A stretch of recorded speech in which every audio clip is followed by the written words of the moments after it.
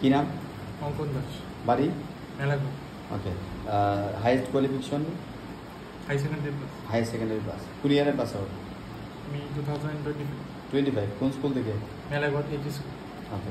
So এইখানে যে ল কোচিংয়ের জন্য ভর্তি হয়েছে, বেসিক্যালি ল পড়ার জন্য কে উৎসাহ দিয়েছে?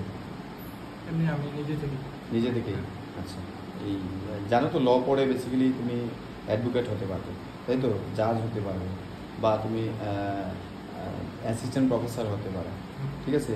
তো তোমার বেসিক্যালি কি কি করবে? ধরো ল পাস করলে তুমি কি কোর্টে গিয়ে অ্যাডভোকেট হিসেবে কাজ করবে, নাকি অ্যাসিস্ট্যান্ট প্রফেসর হবে, নাকি অন্যান্য কিছু করবে?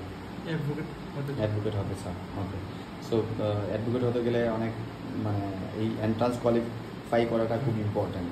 তারপরে তোমার অল ইন্ডিয়া লেভেলে এআইবি এক্সাম দিতে হয়, লাইসেন্স নিতে হয়, তারপরে এটা একটা লং জার্নি, ঠিক আছে? তো এইখানে যে ক্লাস করে তোমার এই যে পড়াশোনা, এখানে কেমন লাগে? ক্লাস করে কেমন লাগে? ল পড়ার আগে তো একটা ধারণা ছিল যে ল পড়া জানে না জানে কি কেমন হয়, ঠিক না? একটা ভয় ছিল বা ঝাপসা ধারণা ছিল। তো এখানে আসার পরে কেমন লাগছে? ভালো লাগছে।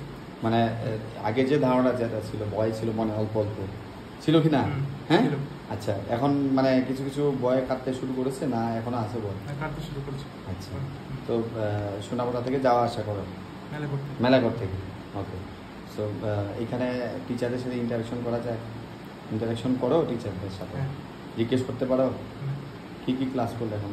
ইংলিশ, ইংলিশ, তারপর জেনারেল নলেজ, পলিটি। হ্যাঁ।